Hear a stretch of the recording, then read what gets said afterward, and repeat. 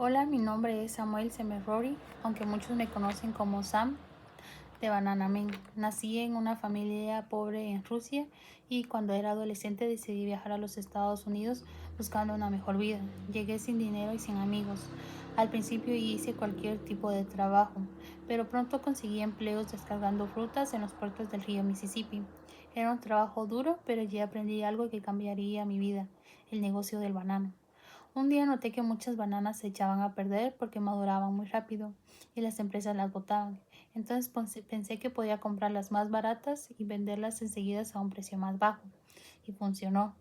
Empecé a ganar dinero y descubrí que los bananos podían ser mi oportunidad para salir adelante.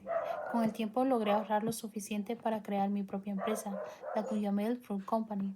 Empecé a trabajar en Honduras, donde compré tierras y contraté trabajadores. Allí vi que la tierra centroamericana era muy fértil y perfecta para los cultivos, pero también descubrí que los gobiernos eran inestables y que la vida de los trabajadores era muy dura. Aún así pensé que las empresas como la mía podían traer inversión y progreso al país. Mi compañía creció rápido, hicimos caminos, puertos, plantaciones y conseguimos muchos contratos para exportar bananos. Al principio todo parecía ir bien, pero después comenzaron los problemas con otras compañías, sobre todo con la United Fruit Company, que era la más grande del mercado. Durante años competimos hasta que finalmente logré fusionar mi empresa con la suya, y así pasé de ser de un joven inmigrante sin dinero a convertirme en el presidente de la empresa bananera más poderosa del mundo. Cuando tomé el control de la United Fruit Company, la compañía ya tenía plantaciones en Guatemala, Honduras, Costa Rica y Panamá. Teníamos barcos, trenes, puertos y exportábamos miles de toneladas de bananos cada año. También teníamos mucha influencia política. Negociábamos con los gobiernos locales, pedíamos beneficios y a veces interveníamos cuando creíamos que un cambio político era necesario para mantener nuestra estabilidad. En esos momentos yo pensaba que lo hacía por el bien de todos, pero con el tiempo entendí que muchas de estas decisiones afectaron la vida de miles de personas. Los trabajadores eran afrocaribeños, indígenas y mestizos, y pasaban varias horas bajo el sol, con un salario mínimo y sin sus derechos. Vivían en casas muy pequeñas y con pocos servicios. En cambio, nuestros empleados estadounidenses y europeos tenían casas cómodas, clubes privados y un estilo de vida mucho mejor.